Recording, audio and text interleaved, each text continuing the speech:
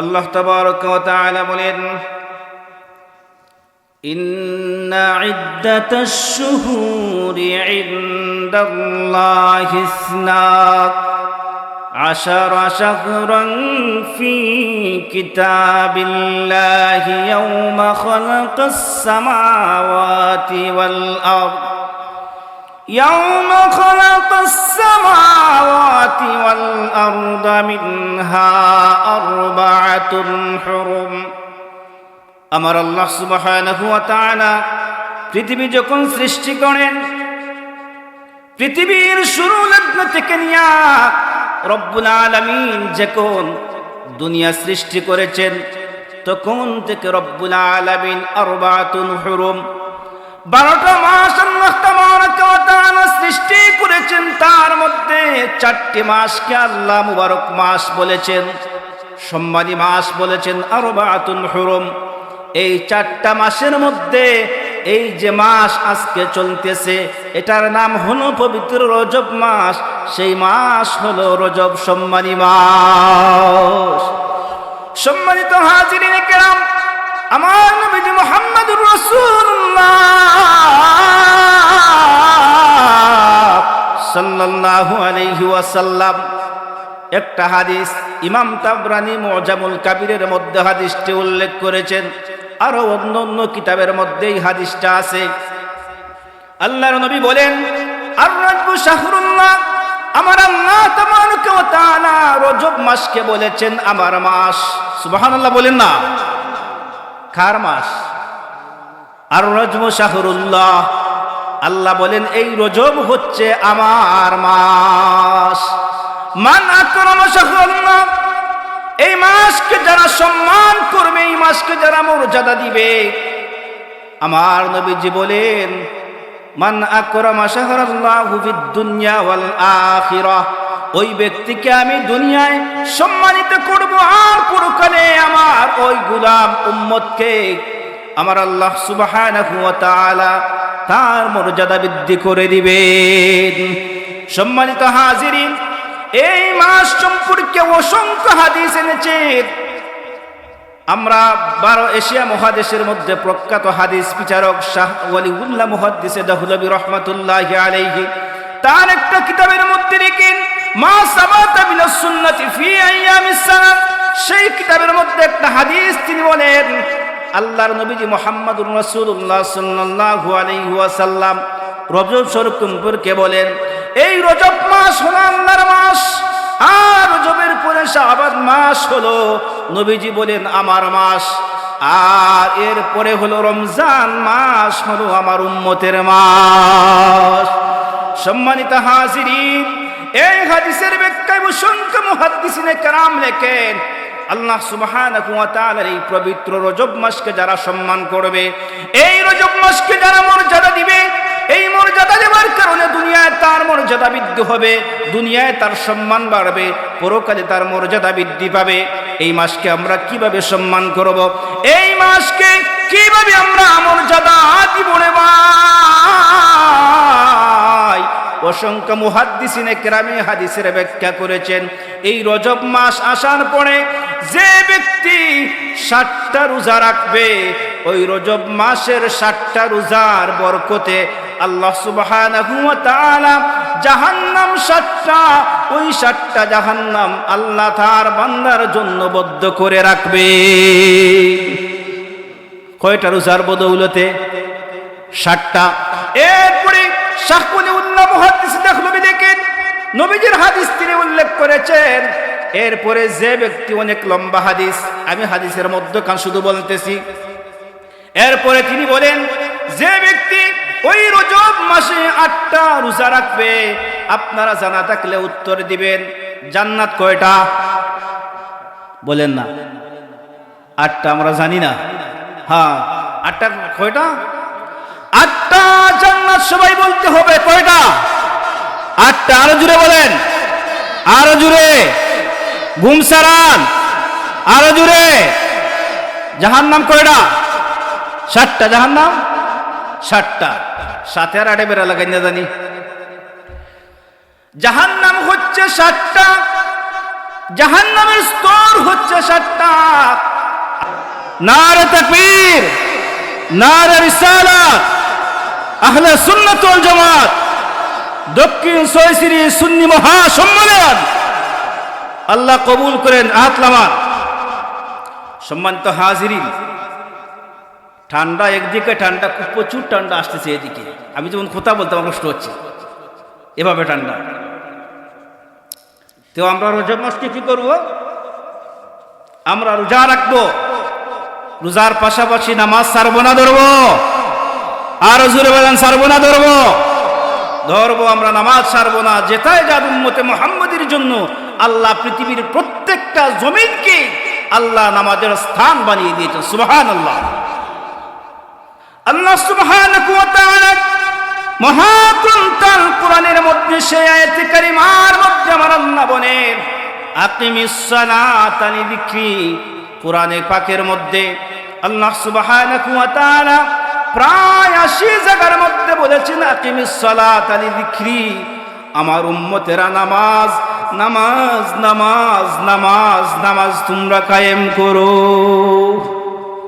এবার আমরা ব্যক্তি জীবন, সামাজিক জীবন, পারিবারিক জীবন, রাষ্ট্রীয় জীবন, আন্তর্জাতিক জীবন, নামাজের রহমত ফজিলতের কোনো বিকল্প নাই, ঠিক কিনা বলেন? এই নামাজ এমন একটা ইবাদত, নামাজ এমন একটা সাম্য ইবাদত। আপনি নামাজ যত জায়গায় কায়েম করবেন, ব্যক্তি জীবন থেকে নিয়ে আপনার পরিবার, আপনার সন্তান, আপনার মেয়ে, আপনার বাবা, আপনার মা, এই পরিবারের মধ্যে আপনি যখন নামাজ কায়েম করবেন রে ভাই, ওই নামাজে আল্লাহর পক্ষ থেকে আপনার পরিবারে শান্তি আসবে, ঠিক কিনা বলেন? পরিবারে শান্তি আসবে। এরপরে আল্লাহ শুধু নামাজ পড়ার কথা বলেন নাই, নামাজ কায়েমের কথা বলেছেন। নামাজ কায়েমের ব্যাখ্যা বলতে আমরা কি বুঝি? ব্যাখ্যা বলতে নামাজ কায়েম এর ব্যাখ্যা কি? একজন ব্যক্তি যিনি মুফাসসির সম্রাট, যার উপাধি হলো রাইসুল মুফাসসিরিন, রাসূলুল্লাহর পরে সবচেয়ে বেশি যিনি কোরআনের তাফসির বুঝতেন, কোরআনের তাফসির করতেন, কোরআনের তাফসির জানতেন, উনি হলেন রাইসুল মুফাসসিরিন, আল্লাহর নবীজির আপন চাচাতো ভাই হযরত আব্দুল্লাহ ইবনে আব্বাস। রাইসুল মুফাসসিরিন আব্দুল্লাহ ইবনে আব্বাস লেখেন, আমার নবীর উম্মতেরা, নামাজ কায়েম বলতে আপনার গোটা জিন্দেগিতে যেই জায়গায় আজান হবে সেই জায়গায় আপনি নামাজ আদায় করবেন। আপনি পাহাড়ে থাকেন, জঙ্গলায় থাকেন, অসুস্থ থাকেন, দাঁড়াইয়া পড়েন না বসে পড়েন, বসে পারেন না শুয়া পড়েন, যুদ্ধের ময়দানে থাকেন, যেই জায়গায় থাকেন, আপনার এক ওয়াক্ত নামাজ যদি কাজা হয়, আপনি মনে করবেন আপনার অন্তরে দাউ দাউ করে আগুন জ্বলে, ঠিক কিনা বলেন? আপনার মন চায় না আপনি নামাজ ছাড়েন, এমন ভাব মনের মধ্যে আপনি আনা এবং এনে নামাজের প্রতি মোহব্বত রেখে প্রতি ওয়াক্ত নামাজ আপনি আদায় করবেন। সেটার নাম হলো নামাজ কায়েম করা। দ্বিতীয় ব্যাখ্যা নামাজের কায়েম করা, আপনার পরিবারের মধ্যে রে ভাই, আপনার মেয়ে আছে, আপনার ছেলে আছে, আপনার স্ত্রী আছে, আপনার ছেলেকে মেয়েকে 7 বছর হওয়ার সাথে সাথে আপনি নামাজের তাকিদ দিবেন, তাদেরকে নামাজ কায়েম করাবেন, নামাজ পড়াবেন। আপনার ঘরে আপনার স্ত্রীকে সব সময় নামাজের তাকিদ দিবেন, 5 ওয়াক্ত নামাজ পড়বে। ফজরের সময় আপনার স্ত্রী আপনাকে ঘুম থেকে ডেকে তুলে নামাজে পাঠাইবেন। এমন ভাবে নামাজ আপনি কায়েম করবেন আপনার ব্যক্তি জীবন থেকে নিয়ে আপনার পরিবারের মধ্যে। এরপরে তৃতীয় নাম্বার নামাজের ব্যাখ্যা। তৃতীয় নাম্বার নামাজের ব্যাখ্যা হলো রে ভাই, আপনি যখন নামাজ আদায় করবেন, ব্যক্তি জীবনে, পারিবারিক জীবনে প্রতিষ্ঠা করে নেবেন। আপনি সমাজে, আপনি একলা আপনার পরিবার নিয়ে জান্নাতে যাইতে পারবেন না। আপনার সমাজ, আপনার পরিবার, আপনার আত্মীয় স্বজন, তারপরে রাষ্ট্রের মধ্যে, রাষ্ট্রে মর্যাদায় যারা আছে, এরা যদি আজকে আজান হলে পরে দেখা যায় মসজিদে একামত চলে, মসজিদের সামন দিয়া অসংখ্য মানুষ গল্প করে হাঁটিয়া যায় কিনা? ব্যক্তি জীবন থেকে নিয়ে রাষ্ট্রীয় জীবন পর্যন্ত যদি রাষ্ট্রের আইন থাকতো এক ওয়াক্ত নামাজ যে কায়দায় করবে না, যে ব্যক্তিকে নামাজের সময় আজান হওয়ার পরে যার ব্যবসা বাণিজ্য খোলা দেখা যাবে, দোকান খোলা দেখা যাবে, যাকে রাস্তাঘাটে পাওয়া যাবে, তাকে শাস্তি দেওয়া হবে। যদি এরকম কোনো আইন থাকতো, আজানের পরে একামতের আগ পর্যন্ত এমন কোন মানুষের রাস্তা পাইলেন না? কি বলেন? আওয়াজ দিয়ে বলেন না পিছনের ভাইরা। হওয়া কমপক্ষে নামাজ যদি নাই পড়ে রাস্তাঘাটে বসতো না। কি বলেন? সুতরাং রাষ্ট্রীয়ভাবে যদি আইন থাকতো, ইসলাম কি বলে নামাজের ব্যাপারে এমন তাকিদ ইমামগণ দিয়েছেন, যে ব্যক্তি বিনা ওজরে নামাজ ছাড়বে সে কুফরি করবে। আল্লাহু আকবার। চিন্তা করছেন? যে ব্যক্তি বিনা কারণে নামাজ ছাড়বে সে কুফরি করবে। ইমাম আহমদ ইবনে হাম্বলের মত হলো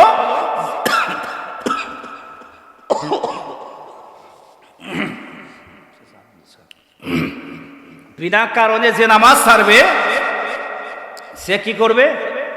ইমাম আহমদ বিন হাম্বলের মত হলো, হাম্বলি মাযহাবে, তাকে কাফির হিসাবে কতল করা। আল্লাহু আকবার। চিন্তা করছেন? কি হিসাবে? কাফির হিসাবে কতল করা, শাস্তি নয়। ইমাম শাফির একই মত, কাফির হিসাবে কতল করা। ইমাম শাফি বলেছেন। এরপরে ইমাম মালিক রহমতুল্লাহি আলাইহি বলছেন, ইমাম মালিক বলেছেন কাফির সহ, আর ইমাম শাফি বলছেন না, তবে কতল করা হবে, তবে মুসলিম হিসাবে। আর আমাদের ইমামে আজম তিনি কি বলেছেন?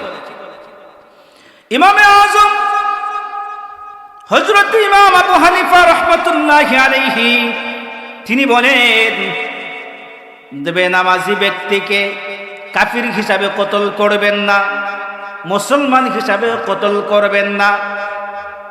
হানাফি মাযহাব অনুযায়ী যে ব্যক্তি এক ওয়াক্ত নামাজ ছাড়বে তাকে 5টা দুররা দেয়া হবে, বেতের আঘাত দেয়া হবে। আর রাষ্ট্রীয় ইসলামিক আইন যদি থাকে, ওই আইন হলো যদি জোহরের ওয়াক্ত নামাজ কাজা করে, জোহর থেকে নিয়ে আসর পর্যন্ত তাকে জেলের মধ্যে বন্দি করে রাখা, আসরের নামাজ আদায় করার পরে তাকে জেল থেকে মুক্তি দেওয়া। সুবহানাল্লাহ বলেন না? বিশ্বের মধ্যে বিশিষ্ট তাবেঈ আমাদের ইমামে আজম যেই মতটা তিনি দিয়েছেন, কোরআন হাদিস গবেষণা করে, অ্যানালাইসিস করে, এই বাস্তব প্রমাণ হলো, আপনি সৌদি আরবে যান, যাওয়ার পরে দেখবেন আজান হওয়ার পরে দোকানপাট সব বন্ধ। ঠিক কিনা বলেন? এরপরে কি হয়? যদি নামাজ না পড়ে পুলিশের হাতে দেওয়া পড়ে, তাকে বেতের আঘাত করে কিনা? এই রাষ্ট্রীয় আইন তার দেশের মধ্যে আছে, 5টা বেতের আঘাত করে, তার উপরে জরিমানা করে, তাকে এক ওয়াক্ত থেকে আরেক ওয়াক্ত পর্যন্ত হাজতে বন্দি করে রাখে। সেটা ইমামে আজমের মত। আমরা যে ইমামের অনুসরণ করি। সম্মানিত হাজিরিন, এরপরে দেখেন নবীজির হাদিস, যে হাদিসের মধ্যে চলে যায়, নবীজির হাদিসের মধ্যে আল্লাহ নবী মুহাম্মদুর রাসূলুল্লাহ সাল্লাল্লাহু আলাইহি ওয়াসাল্লাম বলেন, আমার উম্মতেরা, as-salatu imaduddin, faman aqamaha faqad aqama ad-din wa man tarakaha faqad hadama ad-din। ও আমার উম্মতেরা, নামাজ হচ্ছে ইসলামের খুঁটি, ধর্মের খুঁটি। as-salatu imaduddin, নামাজ হচ্ছে ইসলামের খুঁটি। ফাকাদ আকামাহা ফাকাদ আকামাদ-দ্বীন, যে নামাজ প্রতিষ্ঠা করবে, নামাজ কায়েম করবে। ওমান তারাকাহা ফাকাদ হাদামাদ-দ্বীন, সে যেন, যে ব্যক্তি নামাজ কায়েম করবে সে দিন প্রতিষ্ঠা করল। আর যে ব্যক্তি নামাজকে ছেড়ে দিল সে যেন ইসলামকে ধ্বংস করে ফেলল। নামাজের তাগিদ আমার নবীজি কি দিয়েছেন? এজন্য আমরা সবাই সিজদা করব কার কদমে? আরো জোরে বলেন, আরো জোরে আওয়াজ দিয়ে। সিজদা করব আমরা কাকে? কোনো মাজারে নেই। আমাদের কিন্তু সুন্নিদের একটা বদনাম আছে, বলবো নি? বলবো। আমাদের বদনাম কি? আমরা মাজারে গেলে সেজদা দিই, আমরা নাকি মাজার পূজারি। নাউজুবিল্লাহ বলেন না? হ্যাঁ, তবে আমি দেখেছি, শাহজালাল তো আমার পাশে, হযরতে শাহজালাল মুজাররদে এমনি প্রায় সময় যাওয়া আসা করে। কিছু মানুষ হয়তো তাদের মস্তিষ্ক ঠিক না, এরা অনেক সময় গিয়ে সেজদায় পড়ে যায়। আমরা সুন্নি উলামায়ে কেরাম যারা আছি, আমরা সবাই বলি সেজদা করা হারাম, ঠিক কিনা বলেন? একমাত্র সেজদা কাকে করব? আল্লাহ ছাড়া কাউকে সেজদা করা। দুরূদ শরীফ পড়েন। আল্লাহুম্মা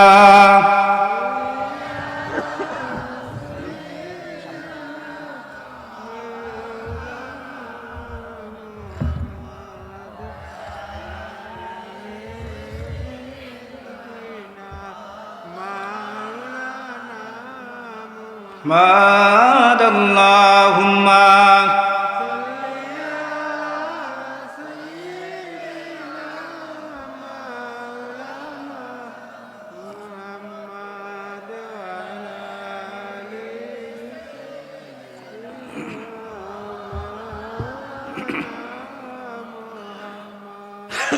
আমরা সেজদা কাকে করব? আরো জোরে বলেন, কাকে করব? আল্লাহ ছাড়া কারো কদমে সেজদা করা জায়েজ জায়েজ নাই। এজন্য সেজদা করলে আল্লাহর কদমে সেজদা করবেন, কোনো ফিরের কদমে সেজদা করবেন না। ফিরকে কদম বুসি করবেন, সেটা সুন্নতে সাহাবা। কদম বুসি কি জায়েজ? সুন্নতে সাহাবা। কদম মানে কি? পা। বুসি মানে চুম্বন করা, চুমা খাওয়া জায়েজ। এজন্য আমরা ওয়াদা করব আজকে থেকে কোনো মাজারে গিয়া সেজদা দেব না। যদি কেউ দেয় আমরা তাকে বাধা দিব। রাজি আছেন তো? সেজদা করার মালিক শুধু কে?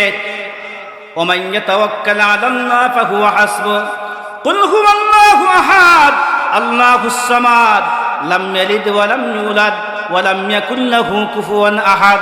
পারেননি আপনারা? আল্লাহ এক, তার কোনো শরীক নাই, তার কোনো আওলাদ নাই, তিনি কারো মুখাপেক্ষী নন, বরং সবাই তার মুখাপেক্ষী। আল্লাহ ছাড়া আমরা কারো কদমে সেজদা দিব না। দুনিয়ার প্রত্যেকটা যত সৃষ্টি আল্লাহ সুবহানাহু ওয়া তাআলা সৃষ্টি করেছেন, প্রত্যেকটা সৃষ্টি আল্লাহর মুখাপেক্ষী। আল্লাহ কখনো কোনো সৃষ্টির মুখাপেক্ষী নয়, ঠিক কিনা বলেন? আচ্ছা মানুষ বলো দেখি, রাত্রি কেন কালো? চাঁদ সূরজ কোথা হতে পেল এত আলো? সেই মহিমা আল্লাহর খুঁজে পাওয়া যায় কিনা? আওয়াজ দিয়ে বলেন না, পাওয়া যায় কিনা? আল্লাহ একজন যে আছেন, প্রত্যেকটা সৃষ্টির মধ্যে খুঁজে পাওয়া যায় কিনা? কবি বলেন, আচ্ছা মানুষ বলো দেখি, রাত্রি কেন কালো? চাঁদ সূরজ কোথা হতে পেল এত আলো?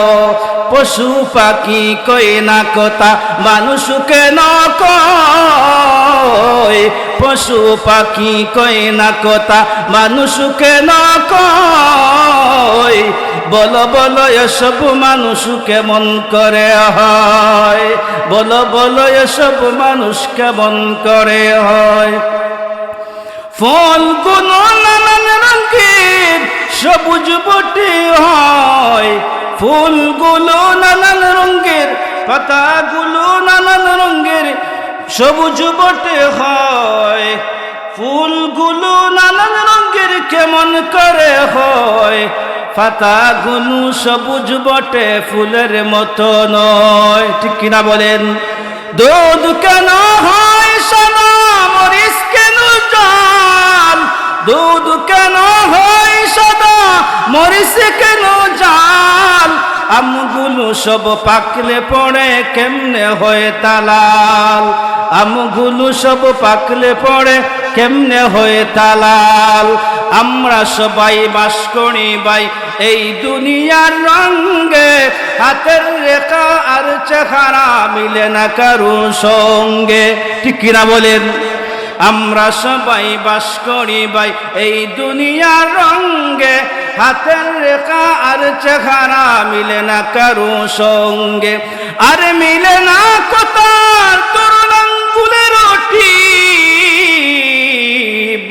আর মিলে না কথার দরুন আঙ্গুলের টিপ। আল্লাহ তাআলা একজন আছেন, প্রমাণ হলো ঠিক। ঠিক কিনা বলেন? আমার আল্লাহ কয়জন? সব সময় আল্লাহর গোলামি করব, যেটায় থাকেন যে অবস্থায় থাকেন আল্লাহর গোলামি করব। আমরা সবাই 5 ওয়াক্ত নামাজ কায়েম করব। এবার আমার বন্ধুরা শুনেন, এই নামাজের মধ্যে কিভাবে আপনি নামাজ পড়বেন। যেমন ভাবে নামাজ পড়লে দুনিয়ার পাপ কাজ থেকে বাঁচা যায়, যেমন ভাবে নামাজ কায়েম করলে আল্লাহর জান্নাত পাওয়া যায়। যেই নামাজ আপনাকে দুনিয়ার পাপ কাজ থেকে বাঁচাইতে পারবে না, যেই নামাজ আপনাকে দুনিয়ার অপরাধ থেকে বাঁচাইতে পারবে না রে ভাই, সেই নামাজ মনে করবেন কিয়ামতের মাঠে আপনাকে রক্ষা করতে পারবে না। যে নামাজ পড়ে আপনি মিথ্যা কথা বলেন, যে নামাজ পড়ে মানুষের আইন কাটেন, যে নামাজ পড়ে মানুষের জমি ঠেলান, যেই নামাজ পড়ে আপনি মানুষের গীবত করেন, বুঝতে হবে আপনি নামাজ পড়েছেন ঠিক, কিন্তু নামাজের মতো নামাজ আপনার হয় নাই। ঠিক কিনা বলেন? সম্মানিত হাজিরিন, আমার নবীজির সাহাবীরা কেমন করে নামাজ পড়তেন। আল্লাহর নবীর একজন সাহাবী যার নাম রাইসুল ফুকাহা, যিনি কি করতেন, যিনি ফতুয়া ভালো করে বুঝতেন, তিনি ফতুয়া ভালো করে দিতে পারতেন। ফতুয়া তার চাইতে বুঝরা মানুষ কেউ ছিল না। রাইসুল ফুকাহা যার নাম আল্লাহর নবী সাল্লাল্লাহু আলাইহি ওয়াসাল্লাম উল্লেখ করেছেন, রাইসুল ফুকাহা আব্দুল্লাহ ইবনে মাসউদ রাদিয়াল্লাহু তাআলা আনহু। আব্দুল্লাহ ইবনে মাসউদ রাদিয়াল্লাহু তাআলা আনহু একদিন ঘরের মধ্যে নামাজের মধ্যে দাঁড়াইলেন। স্ত্রী ঘরের মধ্যে আছেন। আল্লাহর নবী সাল্লাল্লাহু আলাইহি ওয়াসাল্লামের প্রিয় সাহাবী আব্দুল্লাহ ইবনে মাসউদ রাদিয়াল্লাহু তাআলা আনহু নামাজের মধ্যে দাঁড়াইলেন। দাঁড়ানোর পরে যখন 1 রাকাত নামাজ আদায় করলেন, 1 রাকাত নামাজ আদায় করার পরে তার ঘরের মধ্যে একটা সাপ ঢুকলো। কি ঢুকছে? সাপ ঢুকছে। আব্দুল্লাহ ইবনে মাসউদ রাদিয়াল্লাহু তাআলা আনহু নামাজের মধ্যে দাঁড়িয়ে রইলেন। আব্দুল্লাহ ইবনে আব্বাস, আব্দুল্লাহ ইবনে মাসউদ রাদিয়াল্লাহু তাআলা আনহুর স্ত্রী সাপ ঘরে ঢোকার পরে কোন স্ত্রী মনে করেন নিরাই বুঝতে পারবে, ঘরের মধ্যে হাউমাউ চিৎকার করা শুরু করলেন। পাশের ঘরের ওনার ভাই আসছে, বোন আসছে, আব্দুল্লাহ ইবনে মাসউদ রাদিয়াল্লাহু তাআলা আনহু। তারা আসার পরে সাপটা মারছেন। মারার পরে সাপ যখন বাড়ির সামনে রাখছেন, মারার পরে সামনে রাখার পরে কেউ বলছে সাপটা মনে হয় কয়দিন আগে সুরত পাল্টাইছে। কেউ মনে করছে আলোচনা সমালোচনা হয় না, 10 হাত লম্বা, 5 হাত লম্বা, কিছুদিন আগে মনে করে সাপ বাচ্চা দিছে। এভাবে আলোচনা সমালোচনা চলতেছে। আব্দুল্লাহ ইবনে মাসউদ রাদিয়াল্লাহু তাআলা আনহু নামাজ শেষ করলেন, 4 রাকাত নামাজ শেষ করলেন। শেষ করার পরে দেখলেন ঘরের মধ্যে চিৎকার শোনা যায়, মানুষের আনাগোনা কথাবার্তা শোনা যায়। আব্দুল্লাহ ইবনে মাসউদ তার স্ত্রীকে জিজ্ঞাসা করলেন, আমার প্রিয়তমা স্ত্রী, ঘরের মধ্যে কিসের আলোচনা শুনলাম, মানুষের চিৎকার শুনলাম। আব্দুল্লাহ ইবনে মাসউদ রাদিয়াল্লাহু তাআলা আনহু বললেন, আপনি কোথায় ছিলেন? তিনি বললেন, আমি নামাজে ছিলাম, সাপ মারলাম, ঘরে ঢুকলো। আপনি বলতে পারেন না? বলে না। খেয়ে মারছে। আপনি কোথায় ছিলেন? আব্দুল্লাহ ইবনে মাসউদ কোথায়? নামাজে। ভালো করে বুঝেন, অন্তরের কান লাগান। আব্দুল্লাহ ইবনে মাসউদ বলছেন, আমার প্রিয়তমা স্ত্রী, আমি নামাজে ছিলাম, ওই সাপ এত ভয়ঙ্কর ছিল, সবে মারছি আমরা। তিনি বলছেন কে মারছে? আব্দুল্লাহ ইবনে মাসউদ রাদিয়াল্লাহু তাআলা আনহু তার স্ত্রীকে জবাব দিচ্ছেন, হে আমার প্রিয়তমা স্ত্রী, এই নামাজ যেমন একটা নামাজ, যেই নামাজের মধ্যে দাঁড়াইয়া যদি আমি দুনিয়ার সবই বুঝলাম, তাহলে আমি কেমন করে আল্লাহর দরবারে দাঁড়াইলাম? আব্দুল্লাহ ইবনে মাসউদ চোখের পানি ছাড়িয়া বললেন, ও আমার প্রিয়তমা স্ত্রী, আমার নবী বলছেন, যে ব্যক্তি নামাজের মধ্যে দাঁড়াইল, দাঁড়ানির পরে আনতা আবুদাল্লাহ কাআন্নাকা তারাহু ফাইন লাম তাকুন তারাহু ফাইন লাম তাকুন তারাহু ফাইন লাম তাকুন তারাহু ফাইন্নাহু ইয়ারা। আমার নবীজি বলছেন, আমার উম্মতেরা তোমরা এমন ভাবে নামাজ পড়ো যেই নামাজের মধ্যে দাঁড়াইলে তোমরা আমার আল্লাহকে দেখো। আল্লাহু আকবার। যেই নামাজে দাঁড়াইলে তোমরা আমার আল্লাহকে দেখতে পাও সেই নামাজ তোমরা পড়ো। আর যেই নামাজ মনে করো যদি আল্লাহকে দেখার মতো চোখ হয় না, যদি আল্লাহকে দেখার মতো এমন চোখ তুমি হাসিল না করতে পারো, চোখ না বানাইতে পারো আমার উম্মত, তাহলে তুমি মনে করো ফাইল্লাম তাকুন তারাহু ফাইন্নাহু ইয়ারাক, মনে করো আমার আল্লাহ তোমাকে দেখতেছে। ও আমার প্রিয়তমা স্ত্রী, আমি তো আমার আল্লাহর সামনে দাঁড়াইছি, আমি তো দুনিয়ার কারো কাছে দাঁড়াই নাই। নামাজের মধ্যে দাঁড়াইয়া যদি আমি সব দেখলাম, সব বুঝলাম, সব শুনলাম, তাহলে আমি কিসের নামাজের মধ্যে দাঁড়াইলাম? আল্লাহু আকবার। আল্লাহর নবীর সাহাবী আব্দুল্লাহ ইবনে আব্বাস, যিনি রাইসুল মুফাসসিরিন, কাবার চত্বরে তিনি নামাজের মধ্যে দাঁড়াইছেন। তখন সময় হলো আসরের নামাজ। নামাজের মধ্যে এমন ভাবে দাঁড়াইছেন, একদল পাখি আকাশের দিকে উড়ে যাইতেছে। পাখি মনে করেছে মনে হয় মোরা কোনো গাছ দাঁড়িয়ে রইছে। ওই কয়েকটা পাখি আব্দুল্লাহ ইবনে আব্বাসের মাথার মধ্যে বসে রইল। এবার বুঝেন, কোন নামাজ আমরা পড়লে পাখি দাঁড়াইবার খাম নাই। হ্যাঁ, আল্লাহর কাজ তাড়াতাড়ি কিভাবে শেষ করতে পারে এই হুরা তারা লেগে যায়, ঠিক কিনা বলেন? আমরা উড়াউড়ির নামাজ, এজন্য আমাদের নামাজে কাজ দিয়ে না। ও আমার বাবাজিরা, নামাজ কেমন ভাবে পড়তে হয়, কেমন ভাবে পড়বেন? এই যে শীতের মৌসুম, আরবিয়ানরা যখন নামাজ, আরবিয়ানরা তাদের জাহিরি যুগে লিইলাফি কুরাইশিন ইলাফিহিম রিহলাতাশ শিতাই ওয়াস সাইফ, তাদের শীতের মৌসুমে তাদের ফল ফসলাদির ব্যবসা তাদের হইতে একটা মৌসুম ছিল। আমার নবী হাদিসের মধ্যে বলেন, আশ-শিতাউ রাবিউল মুমিন। আমার নবীর উম্মতরা শুনো রে, আমার নবীজি ১৫০০ বছর আগে বলছেন, আশ-শিতাউ রাবিউল মুমিনিন, আমার মুমিন বান্দাদের জন্য শীতের মৌসুম হলো বসন্তের ইবাদতের মৌসুম। যদি রাত্রিবেলা এই যে শীতের কনকনে সময়, আগের রাত আপনি 10টার ভিতরে ঘুমিয়ে যান, ঘুমানোর পরে দেখবেন অটোমেটিক এমনিতেই আপনার রাত্রি 3টা থেকে 4টার সময় ঘুম ভেঙে যায়, ঠিক কিনা বলেন?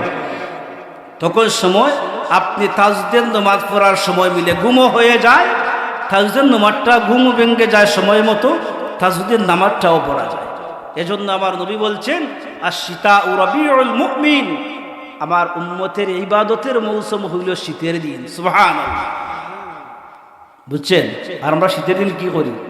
মসজিদে মুসল্লি পাওয়া যায় না, ঠিক কিনা বলেন? মসজিদে মুসল্লি মিলে না। কেন মিলে না? ঠান্ডা খাইছে মুসল্লি, ঠিক কিনা বলেন? কিসা খাইছে?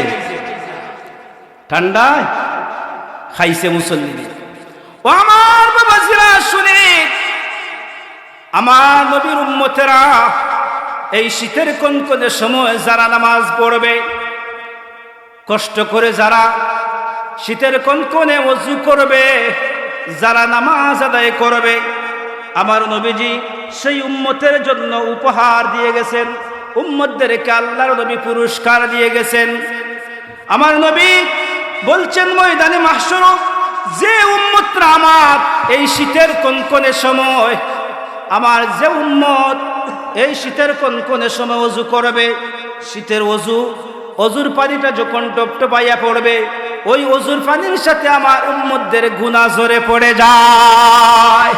শীতের সময় যখন আমার উম্মত ওযু করবে, ওযু করার সাথে সাথে যখন নামাজ আদায় করবে, ওই দানে মাহশর কিয়ামতের দিন, ইয়াউমা তাময়াদ্দু উজুহুম ওয়া তাসওয়াদ্দু উজুহ, আমার নবীজি বলেন, আমার জান্নাতি উম্মতদেরকে কিয়ামতের মাঠে আমার আল্লাহ তাবারক ওয়া তাআলা আমার গুনাহগার উম্মতদেরকে যারা শীতের দিনে ইয়াউমা তাবিয়াদ্দু উজুহুম ওয়া তাসওয়াদ্দু উজুহ, আমার উম্মতেরা শীতের দিন ওযু করে আমার উম্মত যখন ওযু করিয়া যখন যায় নামাজের মধ্যে যায়, নামাজ ছাড়ে না, অন্তরে কষ্ট লাগে, ওই ঠান্ডার দিনের ওযু কিয়ামতের মাঠে যখন ওই জান্নাতি উম্মতরা হবে, ওই কিয়ামতের মাঠে উম্মতে মুহাম্মদীরা যখন জান্নাতি হবে, তাদের চেহারা মুবারক ওই যে শীতের দিনে ওযু করতো আর হাত ধুইতো, পা ধুইতো, মাথা হাসে করতো, ওই উম্মাতাবিয়াতু উজুহুম ওয়া তাসওয়াদ্দু উজুহ, আমার উম্মতদের চেহারা, হাতে, পায়ে নূরে ঝলমল করতে থাকবে। আর আওয়াজ দিয়ে বলেন না সুবহানাল্লাহ। এরপরে নবী বলেন, আমার উম্মতেরা কিয়ামতের মাঠে সেই দিন যদি একটা ঘোড়ার দোল অথবা গরুর পালের মধ্যে দোলের মধ্যে যদি একটা সান কপালওয়ালা ঘোড়া থাকে, একটি গরুর দোলের মধ্যে যদি একটি সান কপালওয়ালা গরু থাকে, তার গরুর মালিক তাকে সহজে চিনতে পারে, ঠিক কিনা বলেন?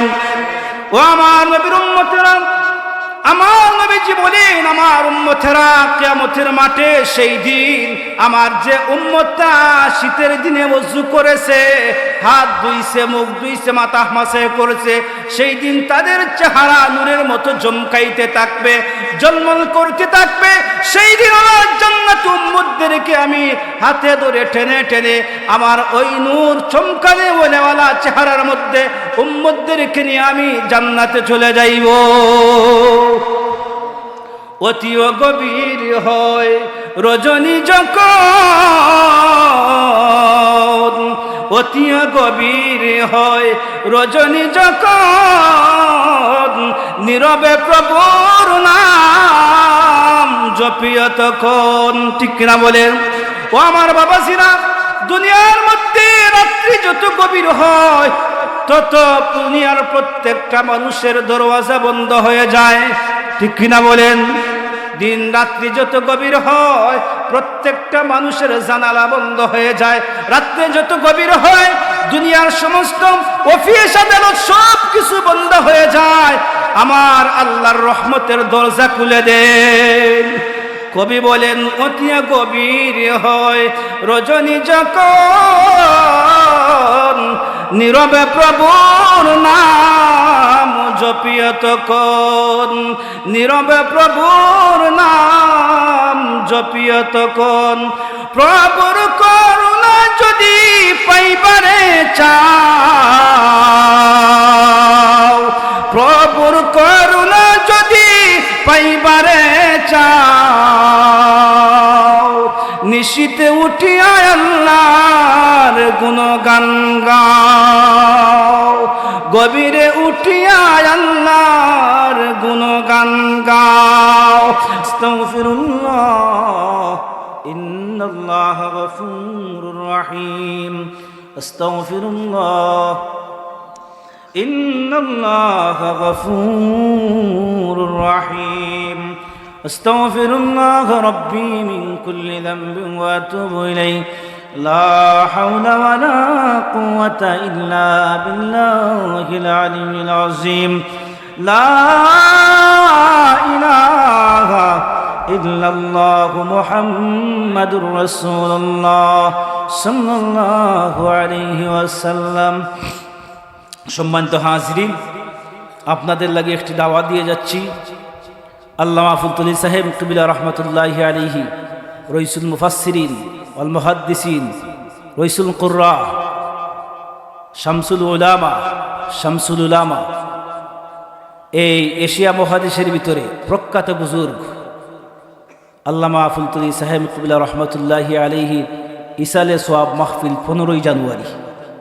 সারা বাংলাদেশ থেকে বিভিন্ন জায়গা থেকে অঞ্চল থেকে মানুষ যায়। জানুয়ারির 15ই জানুয়ারি বালাই হাওয়ার প্রাঙ্গণ আপনাদেরকে দাওয়াত দিয়ে গেলাম।